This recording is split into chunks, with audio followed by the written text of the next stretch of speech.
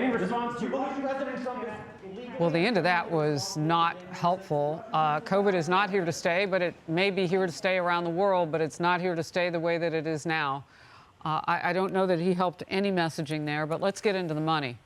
Americans' money. You just heard the president talking up the economic recovery despite 199,000 jobs added in December. That is far fewer by half of what economists were projecting. And it marks the second straight month where job growth has fallen below expectations because so many have quit the workforce. We have a lot of openings, 3.6 million. Will those workers come back? Steve Forbes, chairman of and editor-in-chief of Forbes Media, for his initial reactions to this, to the president.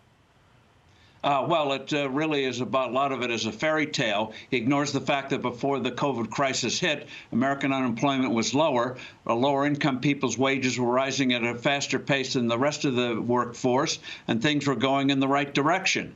And what he has done, unfortunately, is hobble the recovery from the COVID as the lockdowns ended.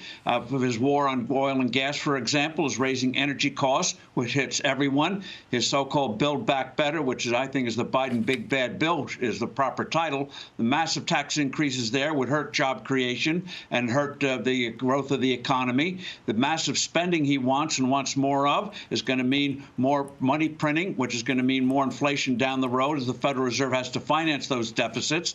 So you put it all together, he's taken something where if he'd done nothing, he would look like a real hero today. Oh, wow. But they're standing in the way of recovery. Rather than enhancing it, they're throwing roadblocks to it. And the vaccine mandate, the way it was done, a country like Spain did patient persuasion to have people take the vaccines. Here it was hit over the head, public shaming. So you have people leaving the workforce because of those requirements. You have confusion. They didn't do the testing production right, even though they knew weeks ago there was going to be the seasonal upsurge in COVID. So he's turning a bad situation the best way he can. Give him credit. They're trying to put the lipstick on the pig proverbially. Well, but unfortunately, the American people know when they get to the marketplace what they see in terms of prices. Well, and from your expertise, we're learning as well, and other analysts we're talking to. And look, the president is entitled to his own take on things, but he's not entitled to his own facts.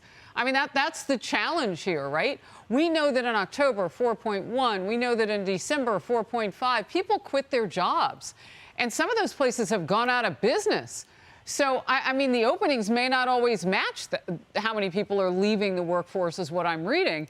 But I do want to get to this because I saw almost like a one-on-one match with some of the polling we've seen. So you just saw the president try to explain the cost of meat, which we know, Steve, from this week, from his own admission, a family member, some distant family member on his wife's side had to explain to him the cost of meat right now. He had no idea how high everything is.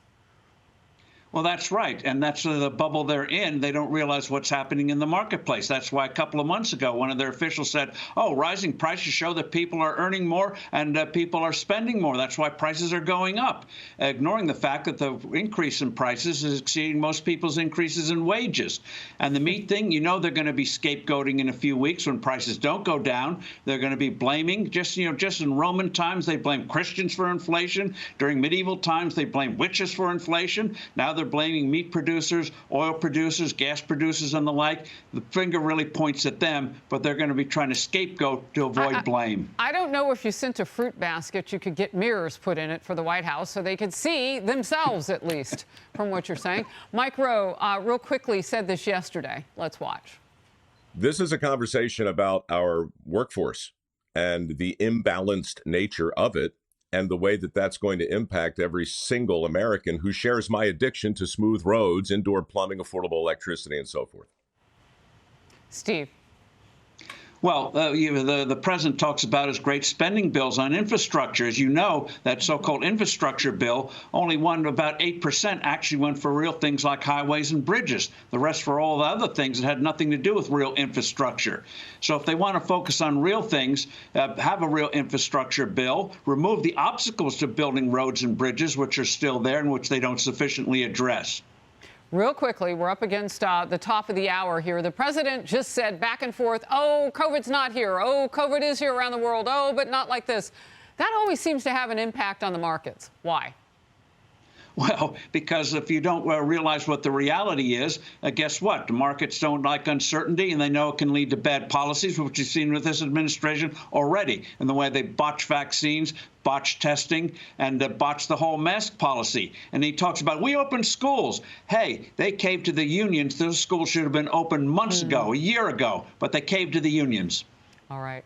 Steve Forbes, thank you very much for handling the breaking news with me. Really hot and fast. Appreciate it. Thank you.